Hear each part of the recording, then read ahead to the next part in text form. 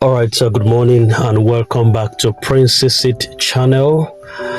This morning, still on UAG disbursement, I will be speaking precisely on the implications of having a dormant account in receiving the UAG disbursement.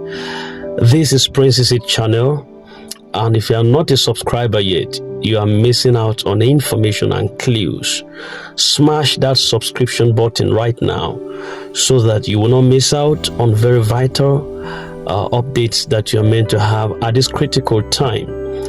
It's very pertinent for you to listen to this voice note briefly, very briefly. Then I'll pass my anticipated comment on that. All right, listen to this right now.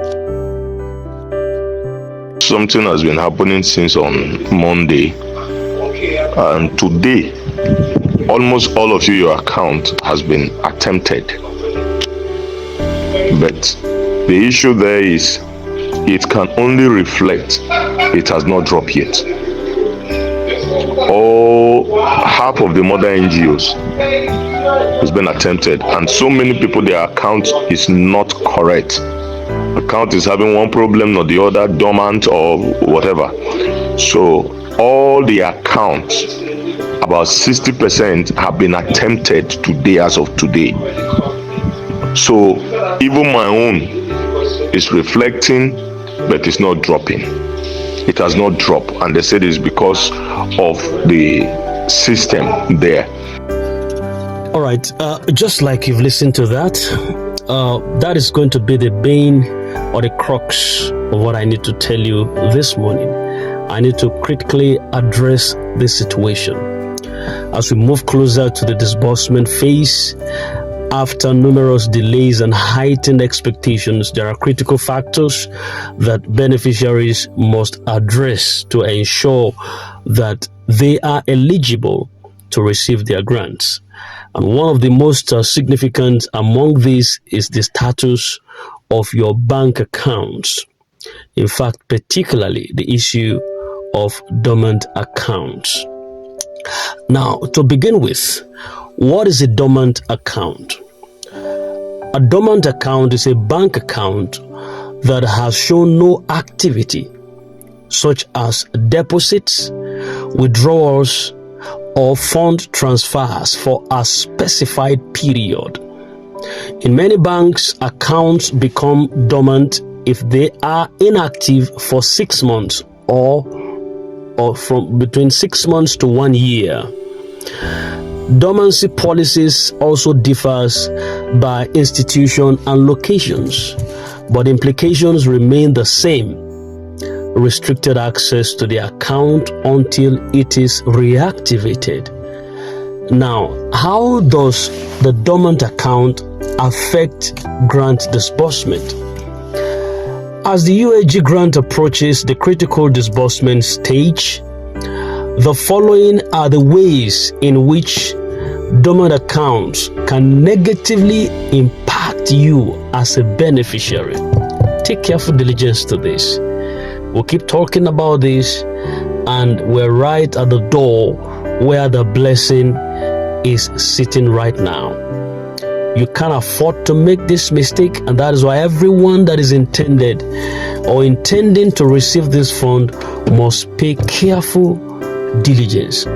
How does a dormant account affect your receiver of the grant disbursement? Number one, there is delay in receiving funds. Dormant accounts are flagged by banks and they require reactivation before any funds can be deposited. What this simply means is that even if the NGO processes your grant disbursement, the bank will not credit your account until it is reactivated. This can lead to unnecessary delays, especially when others are already accessing their grants. Number two,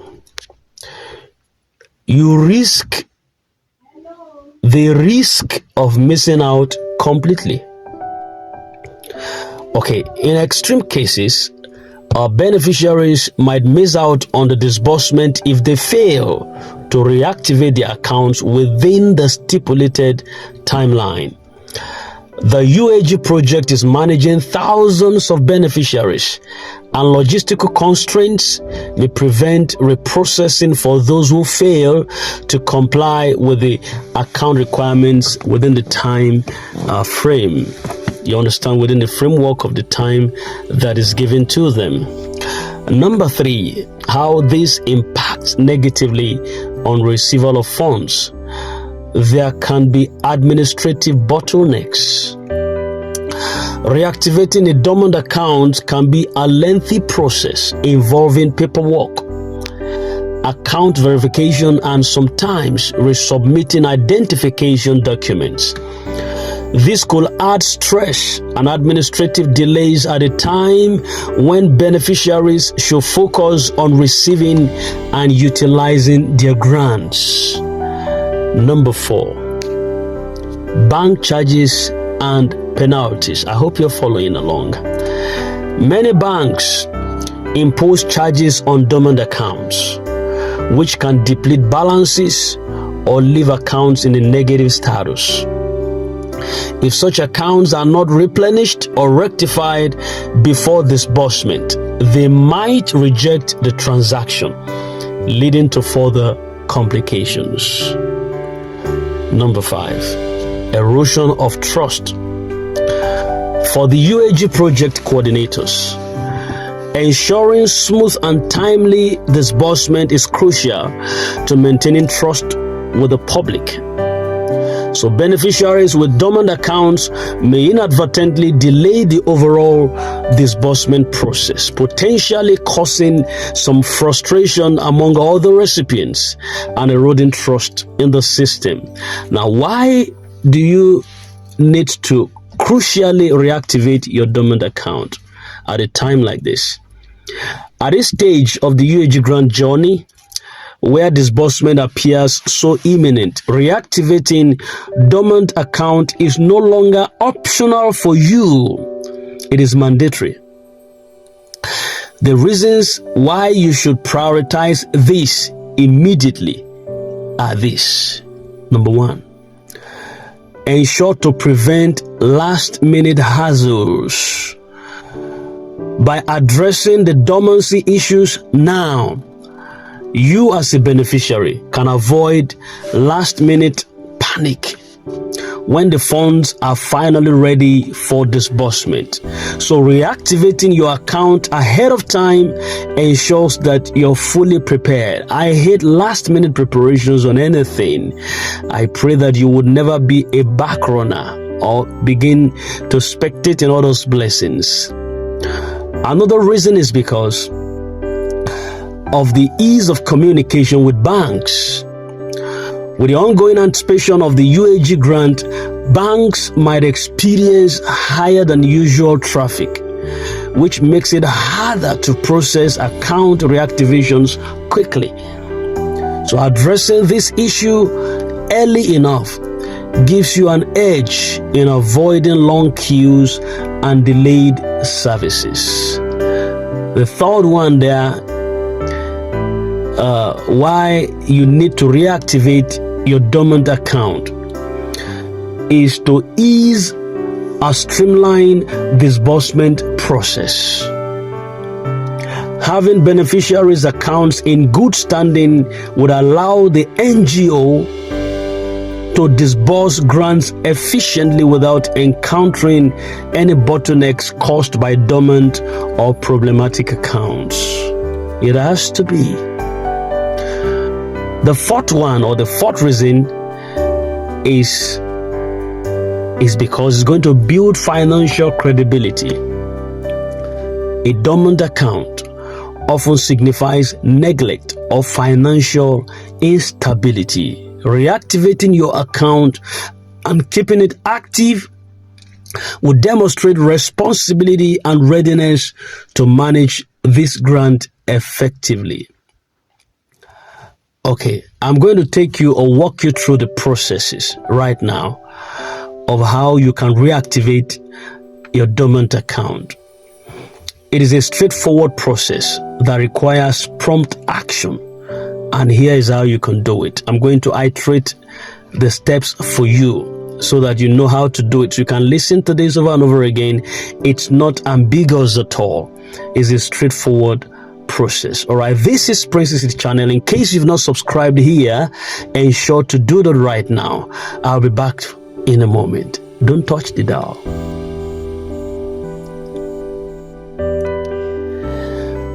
All right, welcome back. Now I want to take you through the steps on how you can reactivate your dormant account in case this actually applies to you.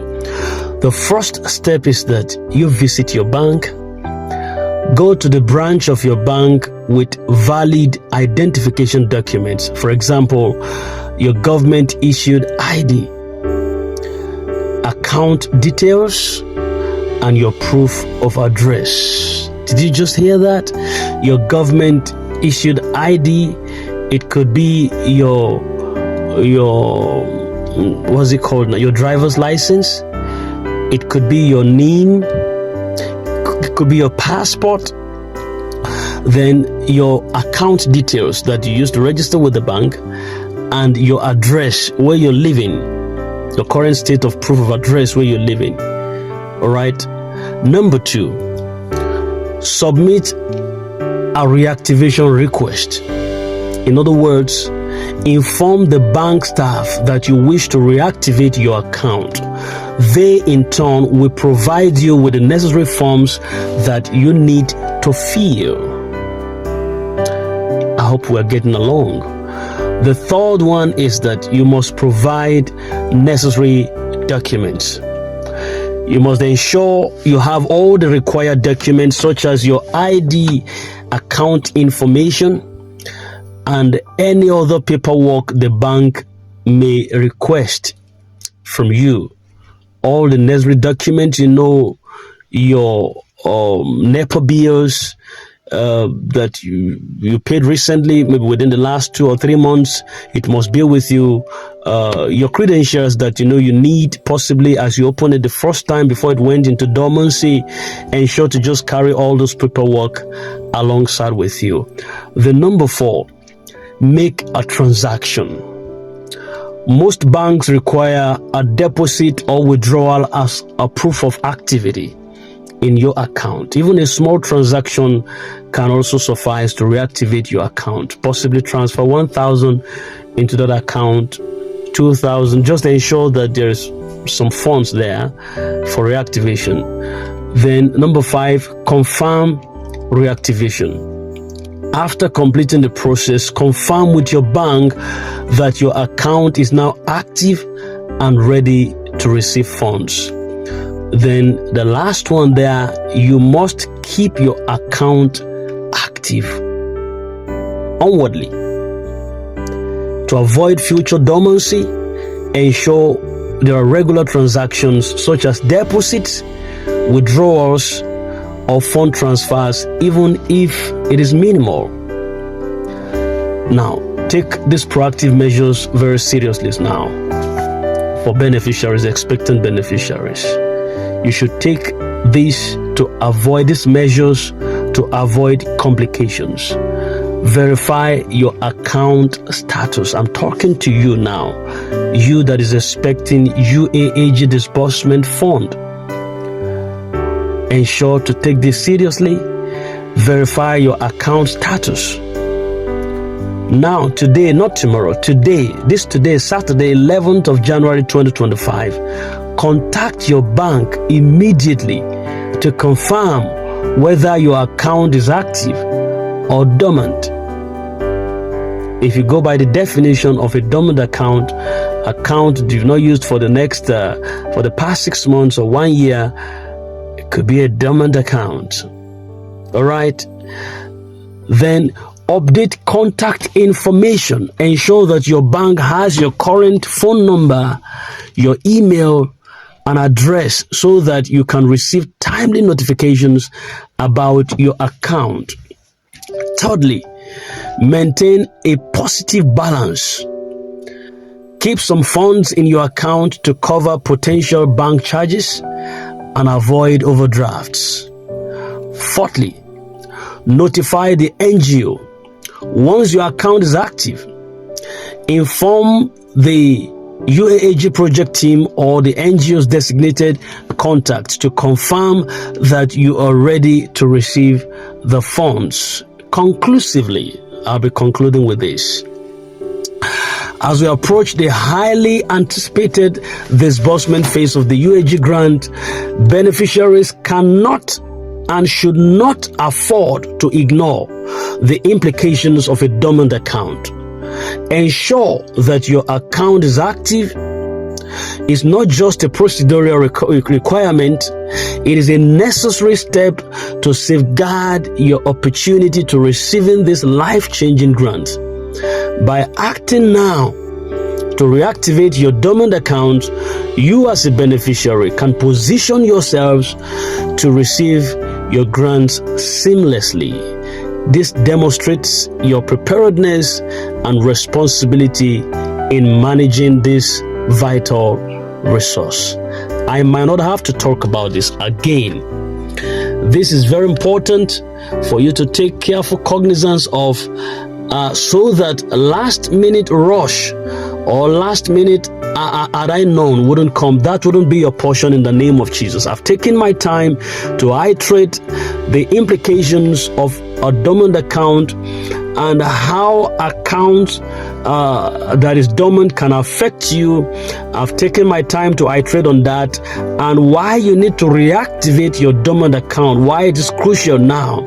I also took my time to explain the steps that you need to reactivate in case your account is dormant.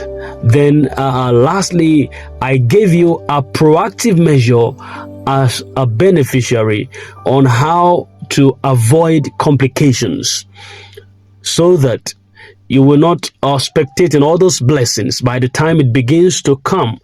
Don't say you were not informed ahead of time. We preach it over and over again on this channel, and we are saying it right now. At this critical and crucial time, ensure to visit your bank and do the needful. Don't forget, we bring you updated content that is vital to your field. Don't forget to subscribe to our channel. We grow together, we smile together, we walk together, and we celebrate together. Thank you once again. I'll see you in a short while. Have a nice day.